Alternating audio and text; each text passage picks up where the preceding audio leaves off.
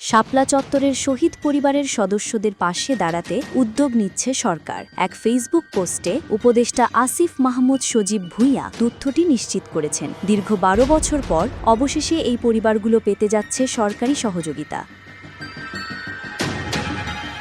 পোস্টে আসিফ মাহমুদ বলেন, গত ১২ বছরে মতিঝিলের শাপলা চত্বরের শহীদ পরিবার কোনো সরকারি সহায়তা পায়নি। দ্রুততম সময়ে অর্থবহ ও কার্যকর সহযোগিতা পৌঁছে দিতে উদ্যোগ গ্রহণ করছি আমরা। তিনি আরও বলেন, হেফাজতে ইসলামের শীর্ষ নেতৃত্বের সঙ্গে আলোচনার পর স্থানীয় সরকার বিভাগ শহীদ পরিবারগুলোর পাশে দাঁড়ানোর সিদ্ধান্ত নিয়েছে।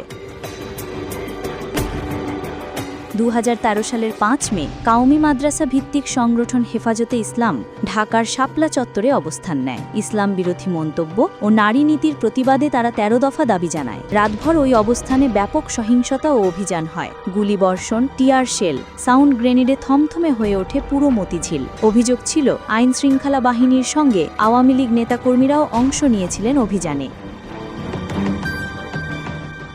হেফাজতের খসড়া রিপোর্ট অনুযায়ী সেই অভিযানে অন্তত ৯৩ জন প্রাণ হারান, যাদের ২/৩ ছিলেন তরুণ।